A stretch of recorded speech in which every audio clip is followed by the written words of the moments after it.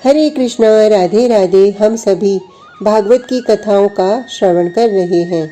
आज का प्रसंग है ब्रह्मा द्वारा अपराध। ब्रह्मा ऊपर से उतरकर श्री वृंदावन आए हैं। ये बेचैन हैं, चारों ओर देख रहे हैं। ये क्या, इन्हें यहाँ के वृक्ष स्वर्ग के कल्पतरु से भी श्रेष्ठ दिखाई दे रहे हैं। यहाँ की भूमि परम पावन है, जहाँ तहाँ अग्नि में भगवान के चरण चिन्ह छपे हैं। ब्रह्मा बैठ जाते हैं। अब इन्हें थकान हो रही है। इन्हें डर है कि मेरे अपराध का दंड श्री कृष्ण क्या देंगे। ब्रह्मा को इतनी बेचैनी है कि कुछ देर के लिए वो अपनी आंखें बंद कर लेते हैं। मात्र आंखें बंद करना ही समाधान नहीं था। वो फिर अपनी आंखें खोलते हैं और जब श्री वृंदावन को देखते हैं, ओह, ये है श्री वृंदावन। वृक्ष ब्रह्म है, वृक्ष के पत्ते ब्रह्म है, रज यहाँ की ब्रह्म है, पक्षी यहाँ के ब्रह्म है, यमुना के रूप में ब्रह्म ही बह रहा है। चारों ओर ब्रह्म ही ब्रह्म के दर्शन।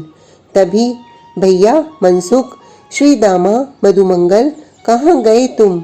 ओ, ब्रह्मा अपनी आंखों से देख रहे हैं।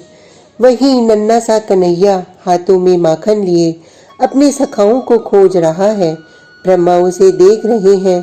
नन्ना सा कन्हैया पूर्ण ब्रह्म है, पूर्ण ब्रह्म परमात्मा।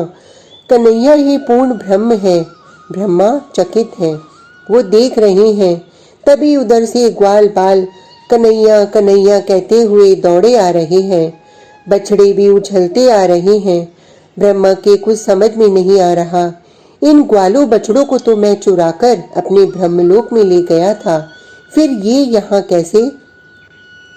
तभी ब्रह्मा को दिखाई देता है सृष्टि का रहस्य।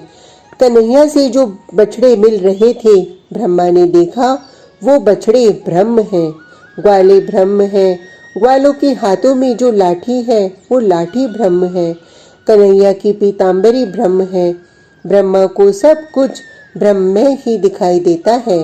ब्रह्मा को चक्कर आ रहे हैं। सुधि ब्रह्मा की सुधि बिसर गई है। किंतु ब्रह्मा ने ऐसा किया क्या है? क्या अपराध हो गया इनसे? शुकदेव से परीक्षित ने प्रश्न किया।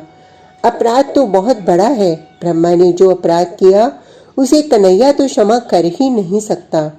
श्री कृष्ण से, श्री कृष्ण के प्रेमियों को दूर किया ब्रह्मा ने। ये बहुत बड़ा अपराध है। शुकदेव का कहना है, ये कन्हैया प्रेमी है, इसे प्रेम ही प्रिय है। कर्मकांड इसे कहाँ रुचता है। ये पहले प्रेम देखता है, शुद्धि अशुद्धि तो ये बाद में देखता है। और अगर प्रेम है तो इसे शुद्ध अशुद्ध कुछ मायने नहीं रखता। अब सुनो हुआ क्या था। शुकदेव सुनाने लगे। आज नभ में देवों का मेला लगा है। भगवान के अवतार हैं ये। चलो दर्शन करके आते हैं। ये देवियों का आग्रह था अपने पतियों के प्रति, तो देवों ने उनकी बात मान ली और वो सब नभ में आ गए थे। गौचारण के लिए कन्हैया जाते हैं वन में। आज भी अपने सखाओं के साथ गए हैं। देवों की अपेक्षा देवियों को अधिक रुचि है श्री कृष्ण में। देखिए वो है श्री कृष्ण। देवियों ने बड़ी श्रद्धा से प्रणाम किया था। देवों ने भी हाथ जोड़ ही लिए। सर में मोर पंख है, कंठ में वैजंती माला, कानों में कनेर खोस लिए हैं। देवियां इनके रूप को देख देख कर निहाल हैं। तभी हंस में बैठे सृष्टिकर्ता भी वहां आ पहुंचे। उनको देखते ही देवों ने प्रणाम किया और आगे उनके हंस को स्थान दिया। यहाँ क्या हो रहा है? ब्रह्मा ने पूछा तो वो परब्रह्म लीला कर रहे हैं। देखिए, देवों ने ब्रह्मा को नीचे दिखाया। ब्रह्मा ने ध्यान से देखा। हाथ में दही भात लिए हुए एक सुंदर सा सांवरा कन्हैया है। वो दही भात खा रहा है। उसके चारों ओर सखा बैठे हैं। वो भी अपने अपने हाथों में कुछ न कुछ लिए हुए हैं। वो पहले खाते हैं। अपनी वस्तु अच्छी लगती है तो उसी झूठे को कन्हैया के मुख में दे देते हैं। इस लीला को देखकर देवता तो मुग्ध हो रहे हैं। उनकी देवियां तो बेसुध ही भूल रही हैं। किंतु विधाता ब्रह्मा, उन्होंने नाक भौं सिकोड़ लिए। ये कोई परब्रह्म है? झूठा खाने वाला कभी आदर्श की स्थापना कर सकता है? अगर ये ब्रह्म है तो इन्हें वेद मार्ग की प्रतिष्ठा रखनी चाहिए थी। कर्म कांड के बिना जीवन सुलझता नहीं, जीवन में पवित्रता नहीं आ पाती।